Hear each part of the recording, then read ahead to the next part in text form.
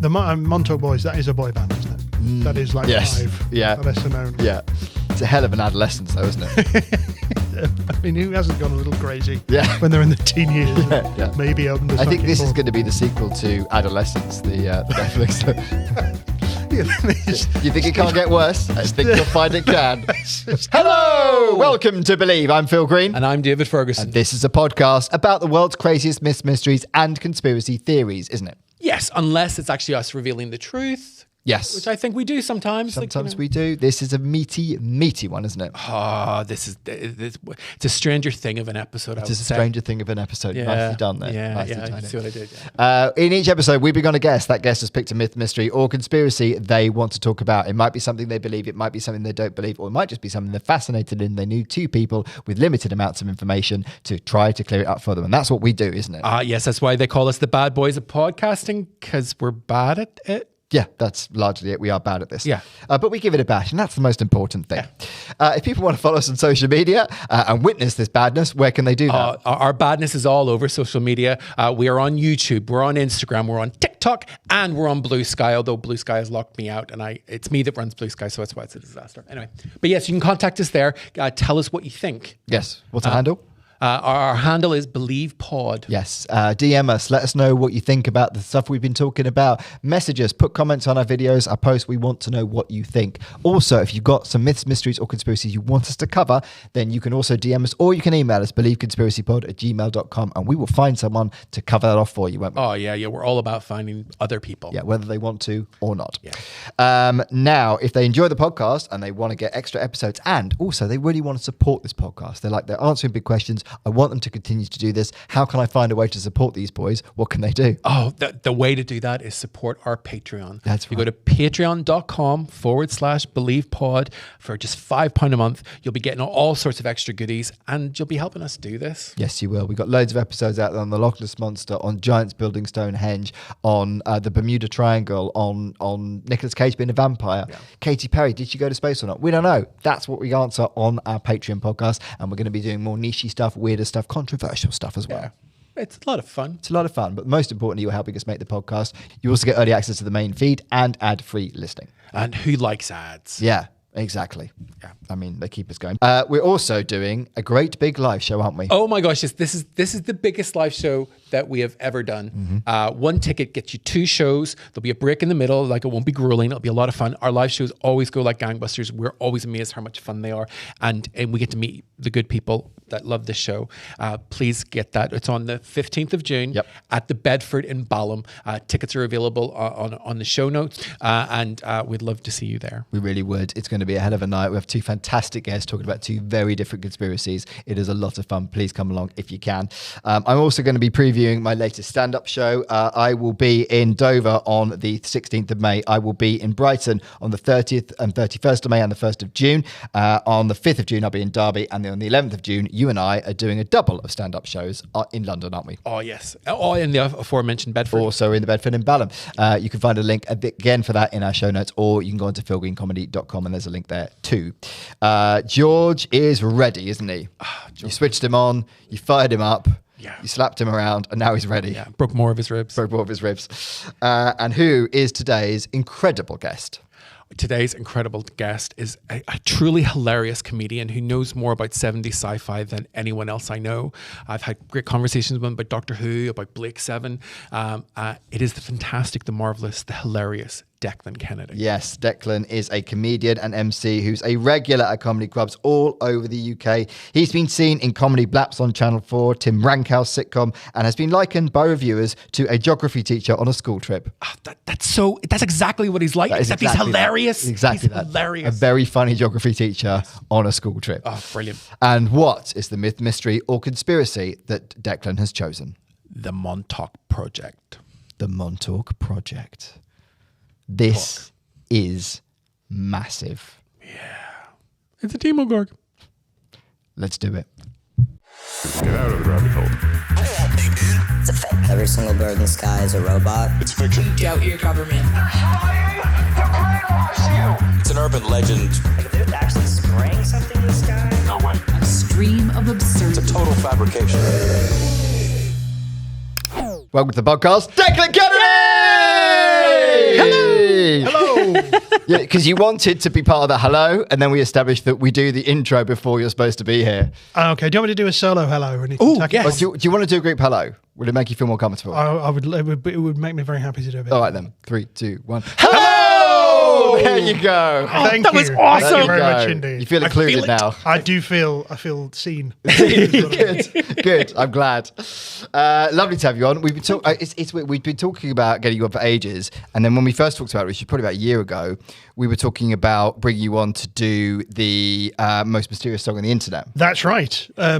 Which has been in the interim period has been solved. Has been solved. Yes. So literally, this is news to me. I'm completely aware of the most mysterious song on the internet, the tape and everything. But can you context us and then tell us what it is? Very briefly. Well, there are two vying for that title, and both of them have been solved in the last sort of year or so. The most sort of, the one that sort of pulled focus was, I think it was a mysterious song. Well, it wasn't mysterious. This is the weird thing about it. It was just a song someone had taped off the radio in the early 80s in, I think, Germany, or somewhere near Germany. But the thing was, all the other songs were identifiable, but this one wasn't. And I think somebody posted it in the early noughties, and it kind of gained traction because literally there's no information. Nobody knew what it was. Nobody knew what it was called. There's sort of just about, got a grip on the lyrics. And so it sort of gathered traction and became like, well, who are? And there were loads of, as you can imagine, wild conspiracy theories about where it had come from and what it was. My favourite being it's a song from a parallel universe. Obviously, because no other explanation would fit. No. But it turned out to be the sort of the most. It's one of those things like the most sensible thing turned out to be the right. It was just a bunch of people in a band who, since then had grown old, had no internet access, had no idea of the fuss that it was causing, and just by chance they found out. Sort of, I think this year or last year, and were like, I think it's nice they found out before they died. Yes, that would have been a story. It's a lovely thing, and I think they did they recorded a fresh version of it just to. Did they? Yeah, I think that's they did. great. Yeah. but what's the song? The song is actually called "Subways of Your Mind," and it is actually a bit of a banger. I have to say, there's a reason it's. Well, that's the thing. That's the reason why it was so popular on it, because it is a banger, isn't it? It's a really good song. Yeah. It's contemporaneous with Simple Minds. I think there's all these other 80s classics on there, and then this one comes on. You think, I can just imagine this in a sort of John Hughes film. Yeah. This is in The Breakfast Club or something. It's one of those sort of. I was reading that it was used by a Polish firm as their hold music.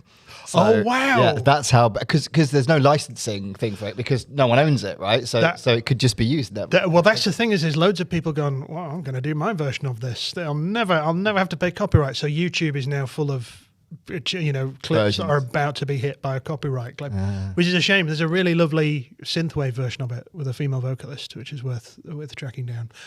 Imagine getting rich in your old age, like you hit like retirement, or you're like maybe in your 80s and you've just realized this happens. You're like, fuck, I can claim a shit ton of money from this. But you said there was two. So the Subways of the Mind. There's the other one, and I can't for the life remember what it's called. That was slightly seedier, wasn't it? It turns out it was on the soundtrack to a porn film. That's why nobody had been able to track it down. You'd know that. I would know. And I can't remember what it's called, but there was a tiny fragment of it. Brilliantly, somebody on the internet took that fragment and extrapolated what they thought the rest of the song was, which is marvelously tongue-in-cheek sort of 80s kind of kitsch. Sort of going, oh yeah. It sort of really goes for like, this is I'm going to all the cliches of the 80s. We're going to front load this. I love all the cliches of the 80s. I'm really into 80s music. We're missing porn now, isn't it? Music. Oh my god! I mean, because OnlyFans is just so dull. I mean, John Williams. Yeah, get on it. Let's have a come on, sexy, John. One more big number before you die. Let's get into porn now. I mean, you've done everything else. Let's have a sexy imperial. The Devil and Miss Jones. He needs the money as well. That guy. The Devil and Miss Jones has great orchestral music in it. I'm not familiar with The Devil and Miss Jones. Okay, so it's 70s porno chic. So it's where cinema and porn went together. It's technically a horror movie. A woman commits suicide and she's damned to hell, but she's not bad enough to actually be in hell. So the devil gives her one more year of life, and she goes up and she does every sexual debauched thing ever, and that's the porn. And but the end of the movie is utterly horrifying. It really is. John Williams' score? No. But it's got great orchestral music. No, John Williams didn't do porn. Oh my god! I was thinking, maybe before he got big, but no. Okay. No. And like Cannibal Holocaust, the music in that is really beautiful. Really, really like exceptional music, but it's a schlocky, horrible animal torture. And they killed a monkey. Yeah, and a turtle, and you see it on screen. Yet I still think it's an important film. Okay. Indeed.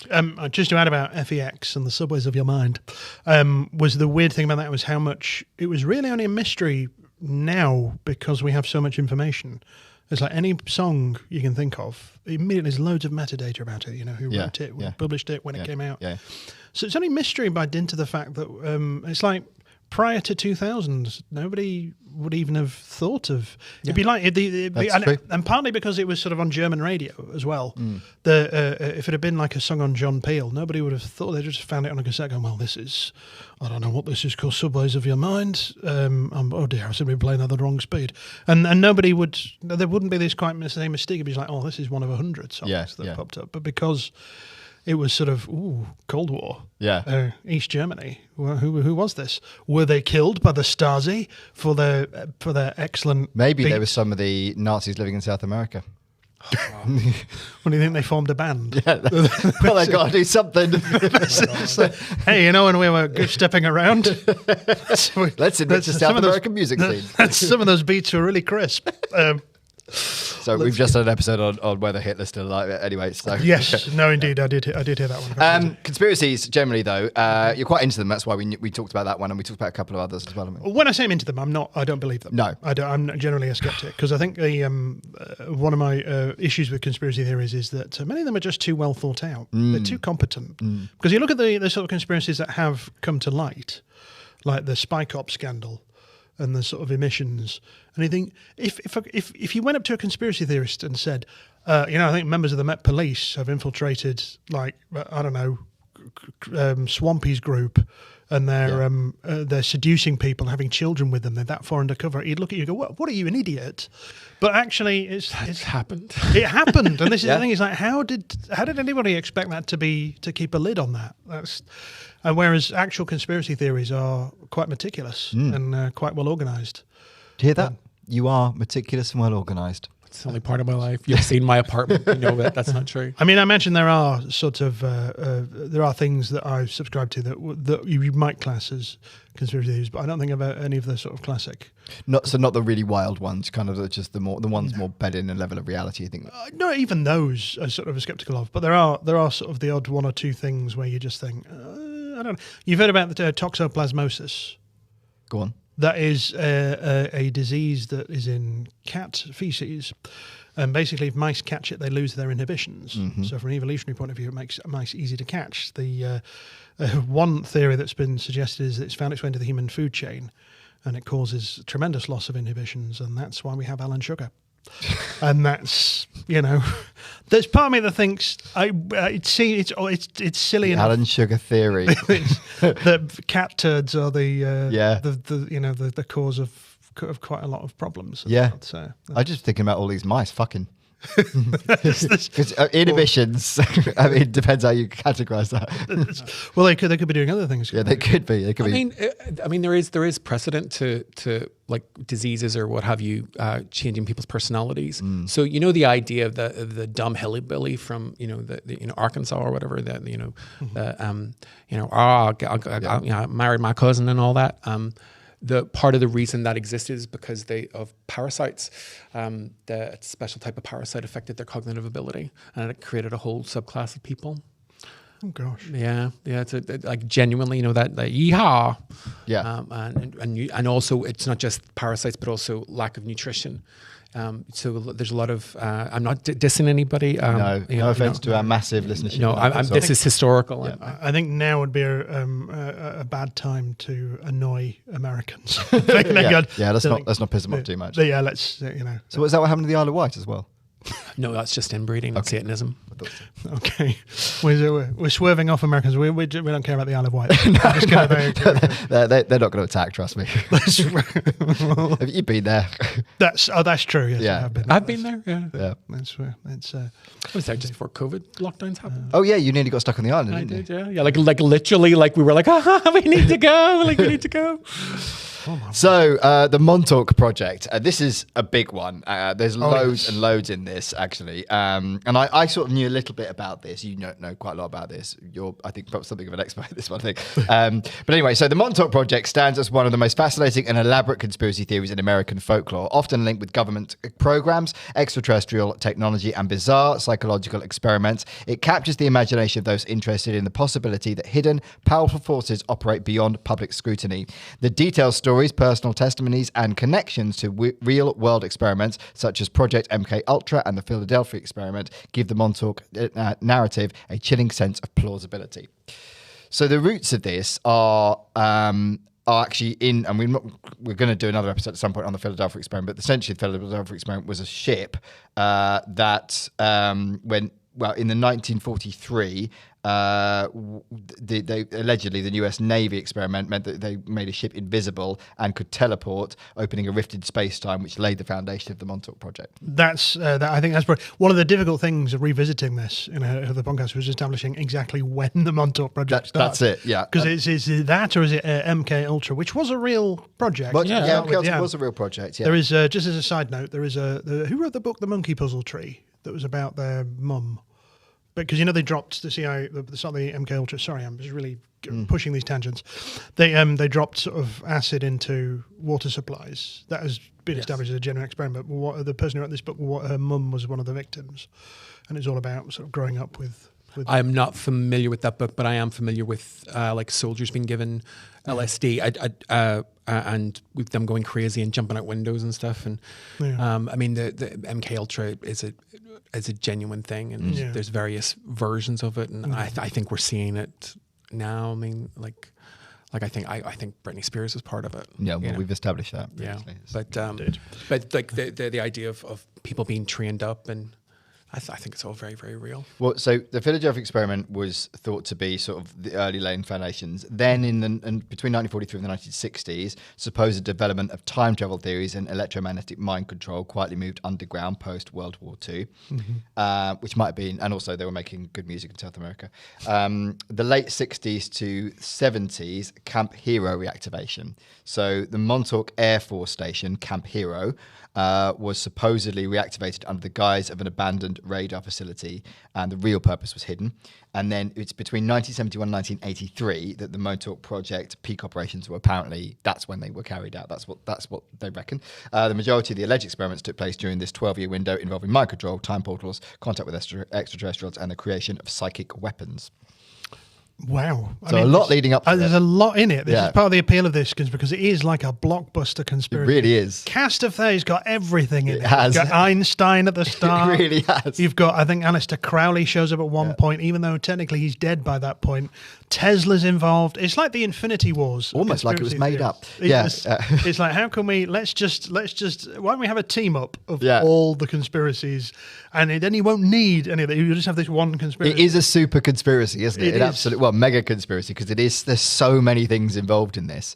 So the mythology came to prominence in the 90s because there were two figures. So I think you sent me maybe a link to this. So Preston B. Nichols and Peter Moon, their series of books beginning with the Montauk Project, Experiments in Time in 1992, detailed supposed secret experiments carried out at the Montauk Air Force Station, specifically Camp Hero in Montauk, New York, during the late 20th century. The book lists accounts of supposed recovered memories, creating a narrative in which clandestine US government agencies engaged in mind control, time travel, teleportation, and even contact with extraterrestrials. I like this term, recovered memories. Yes. So it suggests they were all suppressed. Well, that's the thing, isn't it? I forget which one it is. And by the way, does anyone else think Preston B. Nichols and Peter Moon sound like a kind of a very twee musical act from the 20s? Very, very much. Absolutely. Absolutely. Singing their barbershop quartet tunes about... Great names. Yeah, they are tremendous. And I think Al Bielek is the other, where you sound like someone who was in a very popular 80s sitcom. I love the names with these guys. I think it sounds like a record label, actually. Al Bielek, yes, it does. Bielek, Nichols and Moon, anyway. But I mean, it's a very difficult one to sort of condense down, isn't it? Because it progresses from this naval base. They sort of I can't remember how it starts, but they work out that if they put someone in a chair and it's to do with a particular frequency and they hook them up to a radar, they could do various things. And a lot of this is coming from memory, by the way, because I can't I can no longer locate quite a lot of the websites. Yes. The man has got to. But I think okay. it's possibly that I maybe don't have quite as much time on my hands these days. Don't worry, we do. But I seem to remember at one point the explanation was that they got bolder with the mind things. They sort of said, well, we can influence thoughts. Then we discovered we could create objects. It was the opposite of explosion. You just push energy in. It's like, I'm fairly certain that it's not the opposite. That's not how you make things. Yeah. But then they said we could make objects appear yesterday, which is like a real headbender. It's like, well, okay, how would you test that unless you'd already have the random object there? You'd turn up for work at Montauk Bay and say, why is there a bobble hat here? And then only later would you... I couldn't... That's the point at which it goes into that territory of time travel. It's like, I'm going to have to draw a flowchart here just to follow what's going on. Yeah. Because this is needlessly complicated now. The arrow of time does not fly straight for everybody. Just going to leave that hanging? Yeah. Okay. No, it's just Profound. the idea that our perception of time is very influenced by our language and the West. Oh, that's true, yes. It's a Beowulf hypothesis that language shapes thought. There is some truth in that. Yeah. So Al Bielek, which is the guy you were talking about earlier, is a self-proclaimed survivor of the Philadelphia experiments. That was the chip that was apparently remained invisible in the 40s. Later claimed that the experiment tore a hole in space-time. He alleged that he and his brother, Duncan Cameron, were sent forward in time to the Montauk Project in the 1980s to help with experiments in time manipulation. That's how does it again? I'm having to unravel the Gordian knot of the time travel paradox that they leap off. They wind up in 1983 and they're sort of treated there, and I can't remember if they get sent back or anything because there's also sort of doubled up. Because I think at one point he claims that thanks to time travel, it meant that one of them claimed he could hold down his day job as an electrical engineer whilst also working at the Montauk Project during the day. And that's why he was always so tired. We do a day job and then we do comedy at night, so it is possible to balance those things. Well, this is the thing that really need time travel. It seems like a very prosaic reason to invent time travel. Yeah. Also, going forward in time to a more advanced technological period to help with the project seems like a really fucked up idea. Wasn't it accidental? It's like we leapt off the deck of the Philadelphia and then we discovered we were in 1983. Yeah. You thought, well, how did you know? Was it, I don't know, Kajagoogoo were passing by and you thought, oh yeah, 1983. Just love the music. That's like when we're sticking around. Yeah, that's it. Loving the styles. Yeah. The romantics. This is where we need to be. Yeah. But were they sent back? I can't remember which way around it went. I don't know if they're saying they're sent back. Sent forward. I don't know if it was sent back. Actually, I don't actually have that. This is where it gets quite complicated. It does, yeah. But they are apparently they believe that they were a crucial part of the. I mean, I reading the account, and you sent me a link earlier, which was reading through, and it does feel like whether they did believe it. I think it felt like he really believed it. So whether or not he was just on a lot of drugs or he's got, Well, isn't there a preface to one of the books that says whether you take it as truth or science fiction, you're in for a hell of a ride? It's like, hedging your bets. Yeah, exactly. You just think, don't put that element of doubt in it. Just deliver it as your truth. Yeah, own it. Yeah. Say it with your chest if you're going to say it. So but just as a side note, the Philadelphia Project, I appreciate you've probably got a whole thing, but my favourite part of the account of the Philadelphia Project was how, it sort of did weird things to people. So people were kind of phasing in and out. And I think I'm remembering this correctly. Did you ever come across, or have you yet come across a part of the Philadelphia experiment where a local bar owner said he was robbed by a torso? Yes, there is. Not that specific story, but there's a lot of stories weird like that. It's because lots of horror related. How would a torso rob you? Yeah, exactly. Just like keep ramming into you, but then it won't have legs to do that. So what's it doing? Yeah, how's it ambulate? Gentlemen, the torso was visible. Everything else was invisible. Oh, I see. But then how could he see if his eyes were? So do you think they just fucked that up? He was supposed to be entirely invisible. Yeah, it wasn't done correctly. Okay, so according to legend, the Philadelphia experiment was a 1943 US Navy project that sought to render the USS Eldridge invisible to radar. Some reports suggest that not only did the ship become invisible, but it teleported and the crew suffered horrific effects, being fused into the ship's hull or losing their sanity. Yeah. So basically... they weren't all supposed to go with it, or maybe they were all supposed to be invisible. Well, can I just say, being fused into the ship's hull, all losing their sanity. So were the people fused Yeah, into it was the an hull, option. were they all okay? It was like, no, I'm fine. Well, you deal with the insane people first. I think the implication is that when they were fused into the ship, I'm being no fun tonight. I think the implication is that they were dead and those that survived were insane. I do apologise. Yes, I'm being quite flippant about quite a horrific thing. If it was true, but like we know that there has been experiments done on soldiers with no thought to their safety or their well-being. That is true. A fact of life. This is quite an extreme example, but yep. Because the sort of point at which, because it's weird, the Philadelphia experience seems to bookend the whole thing. Yeah, They sort of progressed to the 70s, and apparently they sort of worked out that this thought projection chair could open a hole in time. Yes. And holes to other. So they went to other planets and other times. I can't find anywhere a description of any time that they went to, though. That's what's the disappointing thing. Do you think they were looking for the most mysterious song on the internet? Yeah, they got to 83. And I've heard this banging tune. We need to search the whole of history to find it.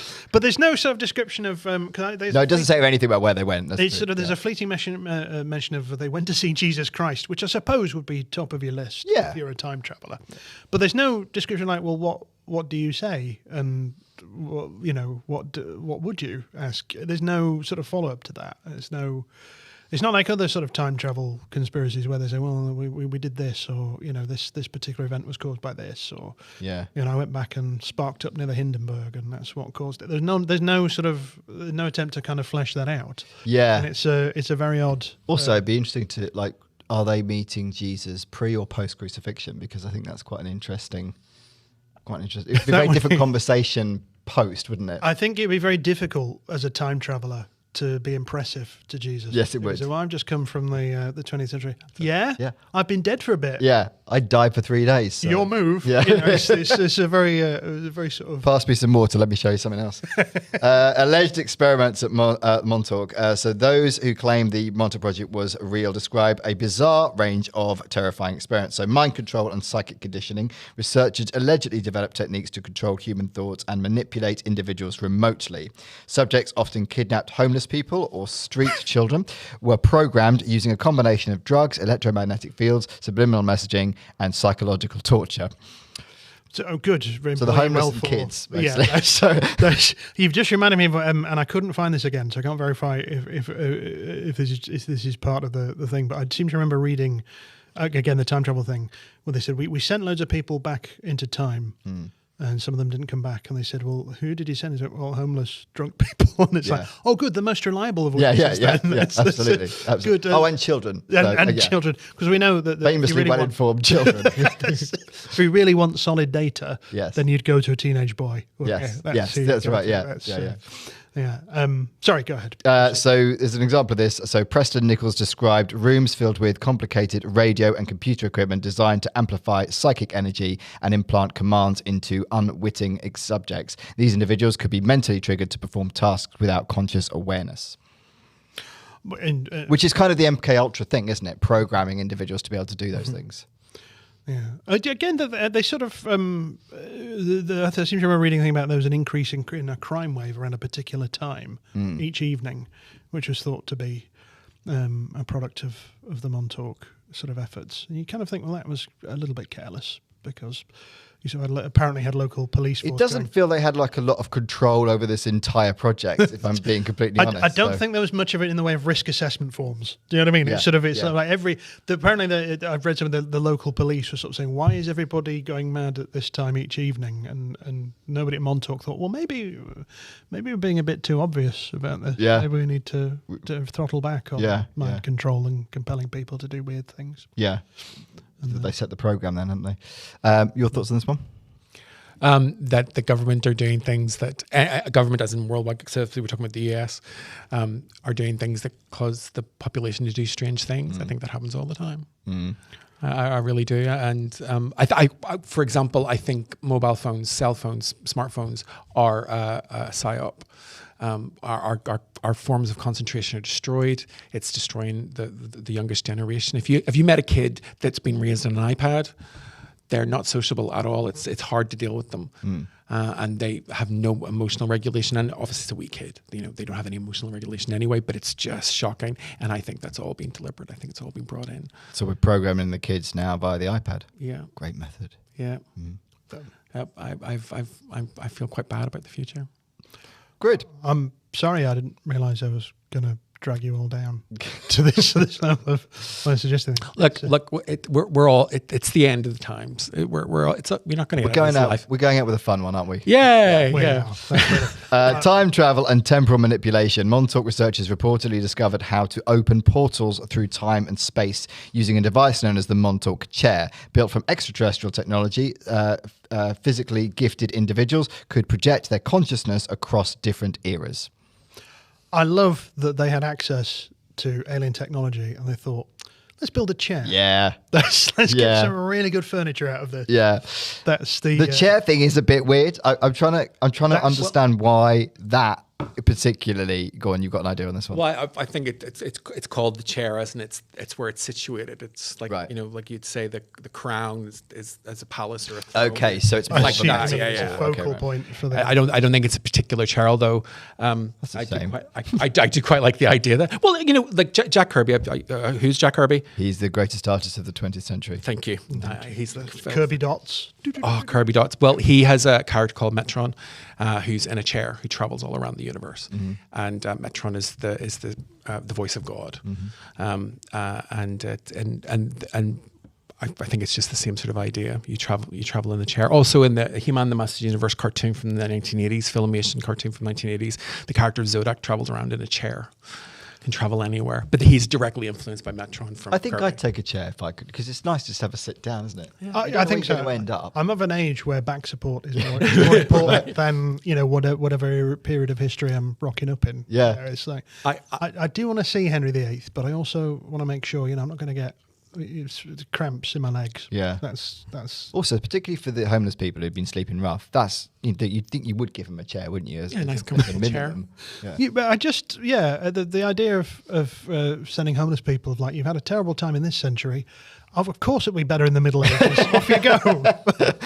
But here's a chair. But you will get a chair. Yeah. It's not all bad. They're like, I don't know. So the time travel and temporal manipulation. In one account, operatives travelled to 6037 AD, exploring a desolate city dominated by a solid gold obelisk. If I pronounce that right? Obelisk. Yeah. One of my favorite words. Others claim to have revisited historical events like the American Revolutionary War, even influencing outcomes in subtle ways. Well, too subtle to share, clearly. What did you do then? Or was it one of those things? Well, if you came back and they still had a king. So, well, that's what you sort of wonder. It's like, well, what are you? If you're going to say that, you might as well claim that, we wouldn't have presidents, but for me, you're welcome. You wouldn't sort of say, well, it's too subtle and nuanced for me to. Right now, though, you'd sort of think, maybe that. that system hasn't worked out all that well. Oh yeah, well certainly the last 4 or 5 years have made me think. Which again, just to go off on a tangent about another conspiracy theory. There's that conspiracy theory that the CERN super collider pushed us into a parallel universe when it was fired. It did in 2016. Yep. They're building a bigger one. Yep. Are they building a reset switch? They're just that. Oh, screw this! Let's just erase the last 5 years. There's a conspiracy I can get behind. Is it big? Is the new one in Switzerland? Well, I think the old one goes around Switzerland, doesn't it? Yeah, find somewhere bigger. It's like huge. So if that one's called because that one's called the Large Hadron Collider. So what are they going to call this one? Colossal Hadron. Big boy. The Daddy Hadron. The Daddy Hadron Collider. They're going to call it Big Jim Slade. Yeah. There's no way you could do a press conference without laughing if you called it the Daddy. Oh my God! I wanted to be the Daddy. I mean, the interesting thing is about the CERN. It was a press conference. I've tried to find the clip and I can't find this, and it sounds like such a likely story. However, someone being interviewed that worked with the CERN, and someone was saying, the reporter was saying, "Hey, look, why are we spending all this money on stuff that doesn't really impact humanity?" I'm not saying it's not interesting, whatever, but it's like there's billions that are going into this. You could feed the hungry, you could cure people, blah blah blah, all the good stuff that we don't do, and the guy from CERN was getting more and more I rated this, and he says, well, I don't know any other way to create a working time machine. And it's the idea that CERN, the time machine. Now, I've heard that's been from the very beginning, like all the references to Saturn. Saturn is Kronos, master of time, lord of time, and so the idea that CERN is actually a time machine makes sense. Also, I do think from like 2016, once we got the remake of Ghostbusters with a cast that I loved, and it's that unbelievably bad. That just said to me that we are in the worst timeline. You're not fond of the Ghostbusters? No, he just hates women. Well, I am homosexual, but that cast, I love that cast. Yeah, that's a great cast. They are great, but I have warmed to it over successive reviewings. In fairness, given the quality of the last couple of Ghostbusters films, I've warmed to it as well. It is very much a Terminator situation, isn't it? Everybody thought Terminator 3 was the bad one. Yeah, and then so you they saw it's all right, Terminator 7, yeah, like, it's not all so right. much. But I sort of warmed to it. I've seen successive screens. I thought, I actually quite enjoy this. There's only one grievance I have with that film. I was hoping for a version of Ghostbusters without Bill Murray, and they couldn't even. Yeah. There's someone I'd want to Yeah. push through a hole in time. Sorry if you're watching, Bill, because I know you're a He's a big fan. He loves this. Yeah, it's going to be so he disappointing. does. But Bill Murray, oh my gosh, he's in so many movies I love. Same here. I mean, I will I will watch the original Ghostbusters. Such a good film. But He is great in it. but it's despite him, and Scrooged as well. But I'm tormented when I'm watching Scrooged with the knowledge that it was going to be John Candy, apparently. Oh, really? Yeah. I can see that. I can Yep, see that. That would have been. And if we can get to the universe where that is the film that got made, count me in, CERN. All right, let's get hold of this chair then. So teleportation experiments beyond time travel. The Montauk chair was allegedly used for instantaneous teleportation. The machine would lock onto distant physical locations and transmit living beings and all objects instantaneously. One testimony described subjects materializing in underground bases on Mars or on moons orbiting Jupiter. These missions allegedly sought to retrieve ancient alien artifacts buried in extraterrestrial ruins.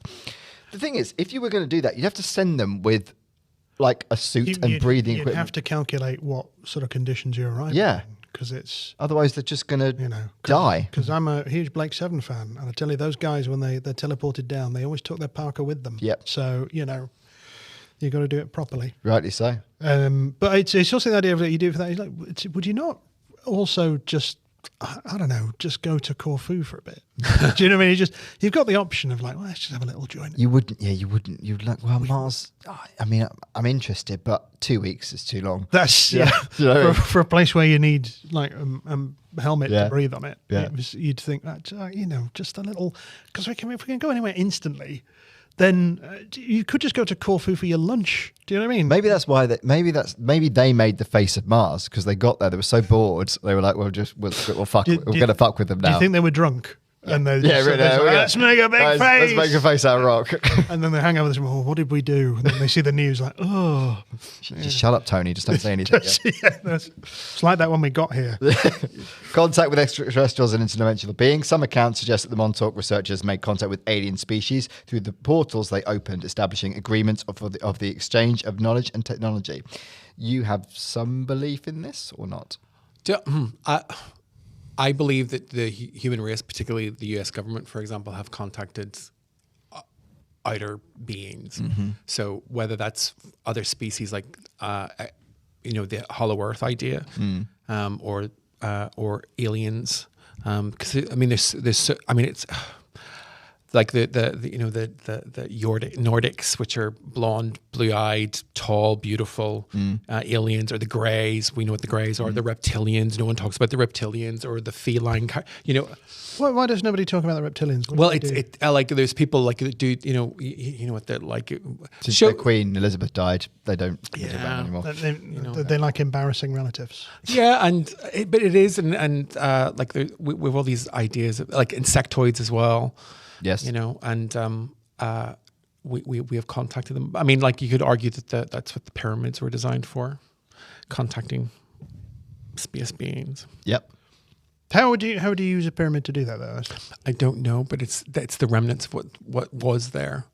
I mean, we aren't honest about what the pyramids are, so they weren't tombs. I mean, they just weren't, and I mean, they resonate the technology behind them. Like we're not interested in our past. If that was the case, then Göbekli Tepe would be the number one archaeological dig in the world, and then that's not what's happening. They're destroying it. So we're not interested in our past. He's very much on a quest about this, actually. Yeah, no, it's horrific what's happening there. Like I think it's one of the true crimes of humanity to not build up. Anyway, I'm getting off on one. I am very serious tonight. Have you noticed this? It's because I heard about what happened to George. Yeah, Oh. George came off a bike and has broken a couple of ribs. And we're very worried about him. Oh gosh. Yeah. Yeah. George, okay? Well, I mean, it's hard to tell with George. His mood is sort of very consistent. Okay. I just feel so guilty because we let him out of his hutch. Yeah, we did. And And really, he went out of our sight for, I don't know. You didn't attach the little bell. No. really, it's It's a lesson learned, really. It's our We've fault, tagged him now so we can track him everywhere. Okay. So witnesses reported meetings with beings from Sirius and Orion, including a tall humanoid race dubbed the Syrians, which I feel sorry for actual Syrians, who provided advanced psychic technologies in return for biological samples and behavioral studies of human subjects. That seems like a fair trade. It does sound like Planet Earth is where everybody else is extraordinarily renditioned, doesn't it? It's Yes. like this is where they cover up their I don't want to say human rights abuses, but this is where they shunt everybody when they're sort of doing unpleasant things to them. I mean, that's definitely the story behind the Anunnaki. We were slave race, we were bred from the hominids that were here. That's why our genetic code is so fucked. I mean, the human race has unbelievable genetic diseases, and that's not naturally occurring. Hang on a minute, you're telling me I'm not the peak of evolution? Well, I mean, I find that hard to believe. And it's been said. yeah. I don't want to use a word, perfection, but let's get real here, guys. Well, do you know what? Speaking of which, genetic engineering and hybridization programs. In later stages, Montauk is said to have branched into genetic manipulation. Using both human and extraterrestrial DNA, scientists allegedly created hybrid beings for a variety of purposes. Stories abound of grotesque creatures, this isn't you, by the way, Declan, engineered in underground labs, some of which escaped into the surrounding wilderness, feeding rumours like the Montauk Monster that washed ashore in 2008. I mean, the Montauk Monster just sounds like a wrestler, doesn't it? That's the thing. Great name, though. It's a great photo. It is a tremendous name. Yeah. There are some excellent sort of names and what have you. There are a variety of purposes. Let's be honest. If it's largely male scientists, I'm guessing there's only going to be one purpose, isn't there? Yeah. To create superheroes. Bless you. I think it's dude, let's create the perfect woman. Yeah. I imagine that's It's how a weird that's science thing. Yeah, I think That's massively backfired. Yes. Yes. But yeah, it's quite. This is where it gets a little bit. Have you come across the bit about orgone energy yet? No, go on. Maybe that's best left alone. Okay. It's to do with how the chair was powered by sexual energy of teenage boys. Orgone energy. Yes, Which which is is why they need all those kids. genuinely. That's the part of it I was scared. It was like, it's like, oh, I see why Just this need is. a conveyor belt. This is getting into adolescence. This whole thing is to enable someone to Yeah. But it's a bit it's kind of the part of it was like I just no, I'm not sex powered time chair. It's Yeah. This is where I mean it's a fairly fantastic piece of invention anyway. But this is where the point at which you're thinking, this just this is not. This is not a healthy fantasy. It's well, if it's even a fantasy. Yeah, no, fair. Artificial reality construction. Using enhanced psychic broadcasting equipment, researchers purportedly attempted to build alternate realities, essentially dream worlds imposed onto the consciousness of targeted individuals or even large populations. One narrative describes the creation of an artificial utopia in a parallel dimension where researchers could test social engineering techniques on unsuspecting human-like populations. Maybe that's what we are, because we talked about the moon being the sort of control planet. Oh yeah. Like We're the experiment. I mean, the idea that we're like a prison planet, we're off in a corner somewhere, like a zoo planet. That's been postulated by non-freaky people. Yeah. I mean, in fairness, you don't really need to buy into any conspiracies to regard Earth as a zoo planet. Yeah. To be honest, it's True. not. It's. Am I right, guys? Yay. Yeah.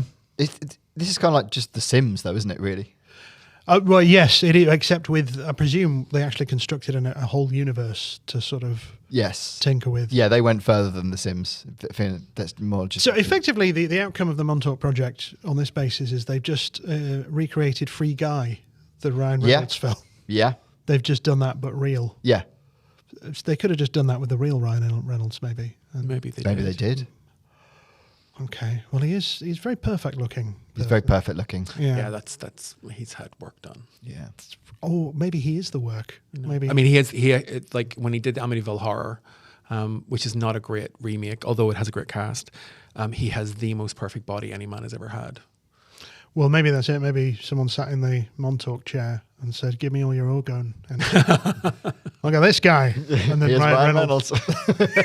What an exchange. He's here to inflict his films upon everybody. Sorry, Ryan. I know you and Bill are assiduous fans of Yeah, the he's big. podcast. He's big into it. We'll be right He listens to it while he's watching Wrexham play. The Seeing Eye experiment, this lesser known but chilling project, reportedly allowed operatives to see through the eyes of another person remotely by locking onto their frequency signature. Subjects could describe rooms and people miles away as if they were physically present, enabling unprecedented espionage abilities without direct surveillance technology. I mean, have these guys never heard of Teams? Is this completely unnecessary? Have they just they've done Free Guy, now they're doing Peep Show? Yeah, is pretty this much. What's going on Pretty here? much. Yeah, that's there's a lot. I mean, like I said, when I said it was a blockbuster, because I didn't realize it was so all encompassing. Oh, This is just about everything. It is everything. Yeah. It is absolutely everything. Did you come across the bit where, and this really made me laugh, where they ran through a list of all the things they'd done, and it was sort of animal-human hybridization, Yeah.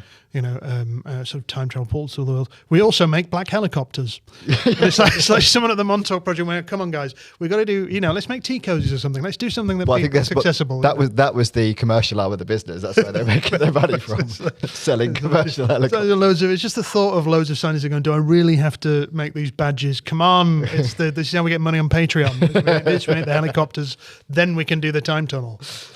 So the monster manifestation incident. So this is the thing that apparently ended the Montauk Project, because this is where it went too far, apparently. One of the most famous alleged events is the uncontrolled psychic manifestation incident. Duncan Cameron, linked to the Montauk chair, supposedly unleashed a monstrous creature born of his own subconscious fears, which rampaged through the underground base until emergency shutdown procedures were initiated. So this apparently happened in 1983, which is the thought of to be the end of the Montauk Project.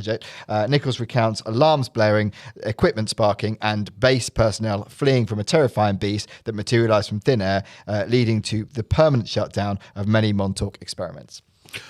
Do you know the phrase that they used, though? Go on. Monsters from the id. Do you recognise that as a quotation? No. No, it's great. Here's a conspiracy for you. It's Monsters from the id is a line from Forbidden Planet, which starred a very young Leslie Nielsen. Mm-hmm. Classic movie. So that's why it all went wrong. Leslie Nielsen was secretly in charge of the Montauk Project. Frank Drebin was in the. And that's That why it all makes went sense now, doesn't it? It does. Just the sheer chaos of it. And we're getting a new Naked Gun Yep. with Liam Neeson. It's either going to be the best thing ever or a complete disaster. And I hope it's great. I hope it's great. Really hope it's I great. hope it's great. I think I'm going to go see it anyway, just because it's. I think I'm going to see it. It's anyway. not. It's the first time in ages that. Sorry, we're really going off at the tangents here. I do apologise, Ryan and Bill. But it is like it's the first film for ages that's been given a big push that isn't a Marvel film. Yep. And it reminds me of, did you remember when those used to be the big films? Like the big comedies like your Anchorman and your Dodgeball? Yeah, those used to be, They were used big, to, yeah. used to occupy the space that Marvel films now occupy. I really miss big comedies. Yeah. I think we're getting to, because I think the world has gone down the pan, and now people just want silly. They want silly filming. Yeah. That's why it's come back, which I'm all for. Yeah. I just love the idea of all this chaos breaking out and this monster from the id, and Frank Drebin just sort of Jerry just set it up. I'm this sorry. is the premise of quite a lot of films. It's also the premise of Stranger Things as well. Monsters Absolutely. It is, escaping. Well, Stranger Things season 1 after that it's kind of derailed. Yeah. Well, which was I thought was quite. I did raise an eyebrow at that because many moons ago, when I was working for a certain publicly funded broadcaster and doing quite an onerous day job, which was not without merit, but in quieter moments when I was bored, I used to look up Montauk Project and people quite rightly said, "Yeah, I need to stop doing that and get on with your job." And it's like, yeah, now that they've made Stranger Things, maybe I'm not so daft. Yeah. I've looked to all that. I could have slapped a patent on that and or copyright and. Maybe go back and make that point now. Again, another great use of time travel. Exactly.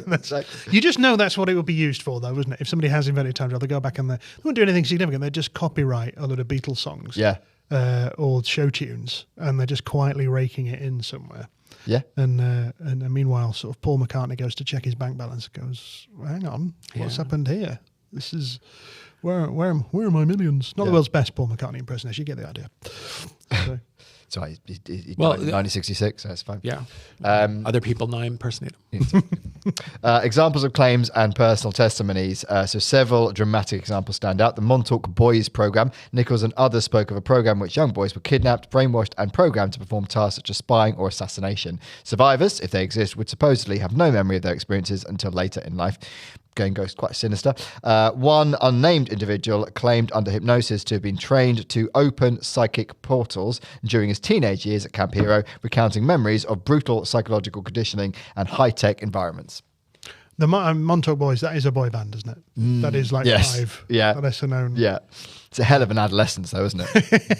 I mean, who hasn't gone a little crazy Yeah. when they're in their teen years? Yeah. Maybe opened a I think psychic this is portal. going to be the sequel to Adolescence, the Netflix. You think it can't get worse? I think you'll find it can. Stephen Graham just runs in monsters from the id. It's a rampaging creature just. And all the other characters going, wow, I really did not see this coming. This is completely off the chart. It's taken a left turn, this one. So skepticism and criticism. Despite its dramatic storytelling, the Montauk Project has been met with widespread skepticism. Who'd have thought? Lack of tangible evidence, no verifiable documentation, credible witnesses, or physical proof of the experiments exists. That also is true of quite a lot of experiments that happened during the war, though, wasn't it? Cover things up. Yeah. Fantasy elements, time travel, alien contact, and mind control sit comfortably within the realm of science fiction, undermining credibility. I don't think that's much of an argument. Financial motives. Some argue that Nichols and Moon fabricated the story primarily to sell books and merchandise. That's a fair argument. I mean, you look at some of the details they come up with are magnificently entertaining to the point where you think, well, this would have been a great novel. Yes. You think they would have just done better as script writers? Yeah, or just, but then certainly the interview I sent to you, it's sort of all the interviewer as well, all these questions. So what sort of transmitter did you use? Like, no, I want to hear about what did it look like on Mars? So why don't you put some of that in? But I couldn't find it again. But there's one where they sort of, as a test for time travel volunteers, they sent them to a specific future location, which was deserted, apart from the statue of the horse rearing up with a clock in its tummy. Did you come across that? Oh, I didn't know. Go on. That's it really. There's a test just to see if they brought back the report of yes, I went. There's no one there, and there's a big, but it was deserted. There were no people, and it's like anything. You hear that and you think, it does appeal to the imagination. You think, oh, what happened there? Yeah. What could this mean? This equestrian statue with a timepiece. Well, there is there's Lucifer, which is the massive blue devil horse at Denver Airport. Yeah, they killed its creator. So there's a lot of things like that don't make sense. Were you saying Lucifer kind of did a 180? Did a kind of WWE heel face turn and became the hero? Yes. And they commemorated him with the statue. They said, what Lucifer, we're saying. You came good in the end. Yes. And the time travelers will take this message back in time. And, though you won't believe what we found. This is mental. So psychological explanations. Some experts suggest that the detailed accounts could be explained by mental health issues, false memory syndrome, or deliberate hoaxes. I mean, that could be said of anything, though, couldn't it? Really? Yeah. I guess it could. Yes. But this just appealed to me because it is one of those where there's so many different elements to it. There are a lot of elements to it, are. and each one of these could be an episode in itself. My personal favourite would be the disparate arguing groups about when John von Neumann died, who's sort of not a very well known scientist, but they include him anyway, which shows a certain. I think if you throw a scientist in there, it adds credibility. It does show a little bit. It's a bit like when in the Marvel films, when they do put in a lesser known superhero. Yeah. Like Ant-Man is in it. It's like, well, we've got to make space for Von Neumann. But there's all these things about he died in this. No, he didn't. He died in this year. No, he died in this year. And it's like, well, if you've got time travel, it's kind of immaterial. You can just bring him back anytime you want. Yeah. So it's, but it's like I say, it's sort of, it feels like a kind of the DeMille style It's epic. It's so much going on in there. Oh, it's incredible. It's brilliant as a conspiracy goes. It's so rich. Go large or go home. Well, exactly. Yep, I mean, that's there's absolutely loads. I mean, it's the basis of a lot of popular culture. I mean, we talked about Stranger Things. So the hit Netflix TV series was originally titled Montauk, yeah. which George and I were talking about before we started. And its plot about a secret government lab, psychic children, and monsters draws clear inspiration from the Montauk legends. I mean, literally everything we've just described is in it, isn't it? Really. Yeah, it is. Books and games, numerous novels, graphic novels, and video games reference secret government experiments similar to those alleged at Montauk. And music and art. Artists have used Montauk, Erie, abandoned radar tower, and Dark Lore to inspire songs, paintings, and films. It gets a shout out in Eternal Sunshine of the Spotless It does, Mind yes. as well. That was part of the because the plot of that is about sort of memory erasure. That it's deliberately little dropping that in there. Are we glad that it exists because it's brought us so much culturally? Oh, wow. I hadn't really thought about that. Yeah. I guess it certainly fires your imagination. It's one of those things of because I was and again I wish I'd been quicker off the mark and sort of done something with this, but it did make me think of I spent a bit of time growing up on the northwest coast of England, classy area, but it was in a sort of coastal town that a mile south of Blackpool, I think, and then a mile south of us was RAF Wharton. So every year we used to get the Red Arrows used to do their training there, so we get a free air show whenever they were out on manoeuvres.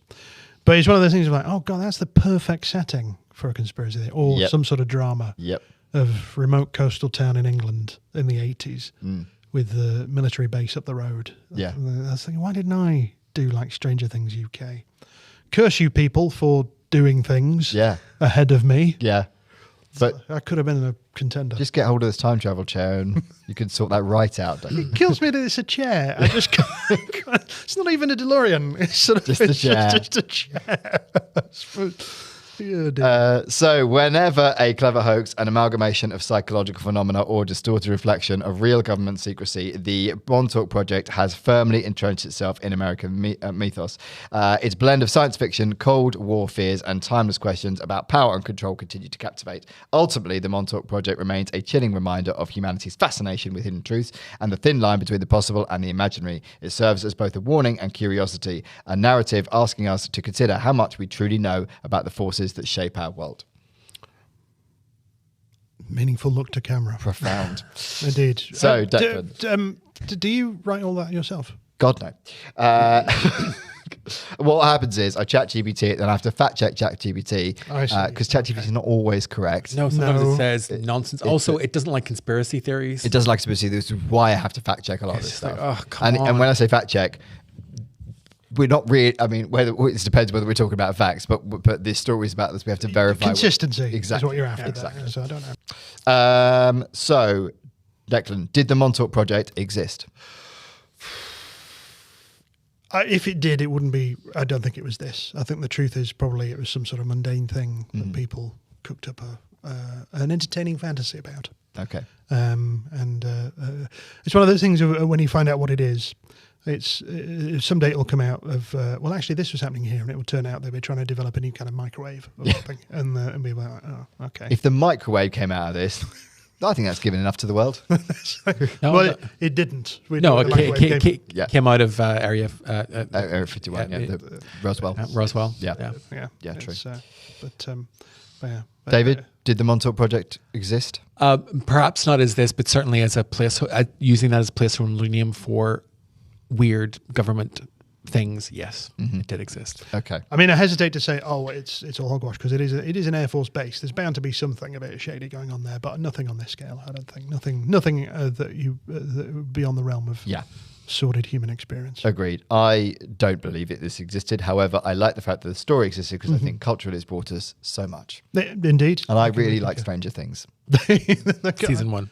I've not actually watched Stranger Things, I must confess. Sorry to let this out. Season 1 is one of the greatest things ever created for television, and then it's not that anymore because they had to extend it. They had to, like, season 1's really. I don't think the later seasons are bad. It's just they're not. That season 1 is a belter. Yeah, I don't think. I don't think the other seasons of Stranger Things are bad at all. In fact, I think they're really, really good. But like season 1 of Stranger Things is phenomenal. Like it's special. And I think also for us, generationally, it's massively nostalgic as well, because it taps into all those 80s kind of action adventure sci-fi films, and it's it does it really well. It's like when they did It, the remake of It, the first one set in the early 80s. Yeah. And I was like, oh my God, I'm the age of these people. That's my era. Yeah. And I'd never had that before, because it was always the 60s or the 70s that you'd see that. And I remember just that really resonated with me. And that's the same thing that happened with Stranger Things. Yeah. It's terrific.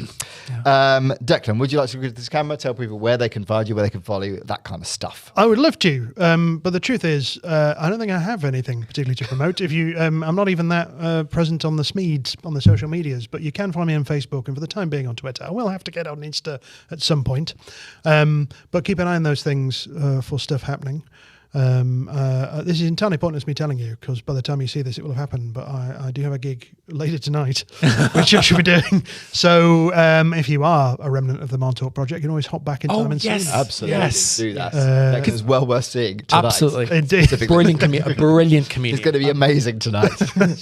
I'm tempted to say I'm best enjoyed in the past, but that's sailing very close to another comedian's catchphrase, and I'm sorry to that guy. I'm infringing copyright, but there we are.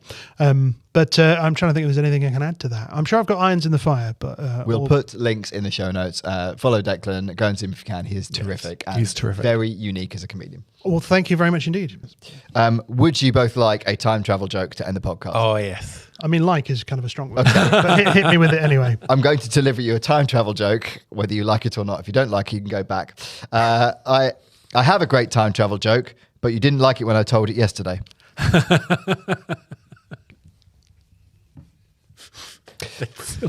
For the benefit of the audio, Declan is laughing. That's the end of the podcast. Thanks for listening. Bye. If you like the podcast and fancy extra episodes and early access every week, why not join our Patreon? Just £5 a month and you'll be helping support the pod. Remember, we love you. Bye.